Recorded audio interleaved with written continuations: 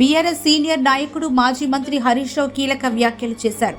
Party కార్యనిర్వాహక అధ్యక్షుడు కల్వకుంట్ల తారక రామారావుకు ఇప్పట్లో పార్టీ పగ్గాలు అప్పగించే యోచన కేసీఆర్కు లేదని పరోక్షంగా చెప్పారు. వచ్చే ఎన్నికల్లో బీఆర్ఎస్ కేసీఆర్ నాయకత్వంలోనే బరిలోకి దిగుతుంది అన్న క్లారిటీ ఇచ్చేశారు. పనిలో పనిగా కవిత ఆరోపణలను నిర్ద్వంద్వంగా కొట్టిపారేశారు.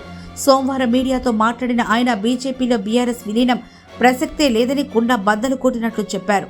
తెలంగాణ ఎమ్మెల్సీ కల్వకుంట్ల పేరు ఎత్తకుండానే బీజేపీలో బీఆర్ఎస్ విలీనానికి కుట్ర జరుగుతోంది అన్న ఆమె వ్యాఖ్యలను కొట్టిపారేశారు. ఆంధ్రప్రదేశ్ తెలంగాణ నీటిని తరలించుకుపోతుంటే బీజేపీ చోద్యం చూస్తోంది అంటూ విమర్శలు గుప్పించారు.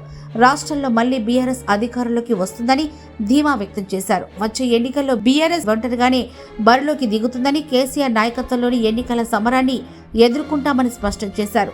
హరీష్ రావు తన వ్యాఖ్యల ద్వారా ఇచ్చేశారని పార్టీ శ్రేణులు అంటున్నాయి. ఒకటి, కవిత ఆరోపణలన్నీ అవాస్తవాలని తేల్చేయడంతో పాటు కేటీఆర్కు పార్టీ పగ్గాలు అంటూ వస్తున్న వార్తలు కూడా అవాస్తవాలేనని క్లారిటీ ఇచ్చేశారని ఆ పార్టీ శ్రేణులు అంటున్నాయి.